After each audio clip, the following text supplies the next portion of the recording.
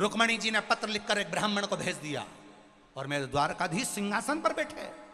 इंद्र भी सिंहासन पर बैठा था उस समय पर और द्वारकाधीश भी सिंहासन पर थे। जैसे ही ब्राह्मण देव पत्र लेकर आए, पत्र सामने आया। पत्र आते से ही भगवान कृष्ण ने माथे पर लगाकर पूछा, आप कौन? मैं विदर्भराज भीष्मक के यहाँ का एक ब्राह्मण हूं। ब्राह्मण हो तो फिर ये तुमने ब्राह्मण के कपड़े क्यों नहीं पहने? तुमने ब्राह्मण के वस्त्र क्यों नहीं पहने? आप ये रूप बदल के क्यों आए हो?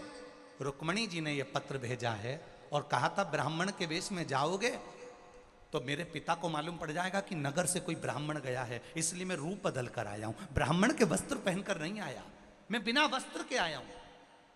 द्वारकाधीश की आंख से आंसू बह गए। द्वारकाधीश ने सोचा मेरे दरवाजे पर ब्राह्मण आया और मैं सिंहासन पर बैठा रहा। मेरे दरवाजे पर ब्राह्मण आया और मैं सिंहासन पर बैठा हूं।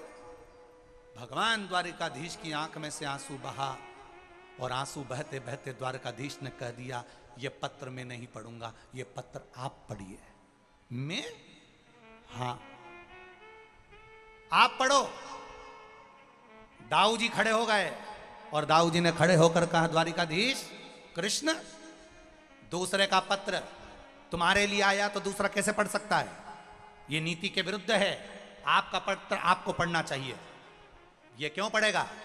भगवान द्वारिकाधीश ने खड़े होकर कहा, दाऊ दादा, ये ब्राह्मण मेरे सामने आया तब मैं सिंहासन पर बैठा था, ब्राह्मण मेरे सामने जमीन पर खड़ा था, ये अच्छी बात नहीं है।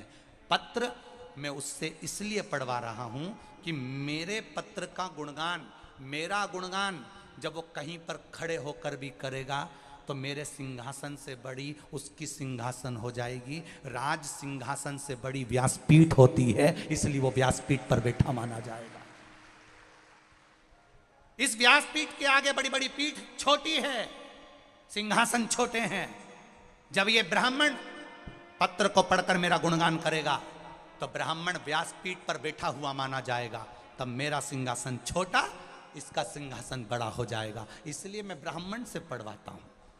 अब ये समझ तो इंद्र को भी होना थी। इंद्र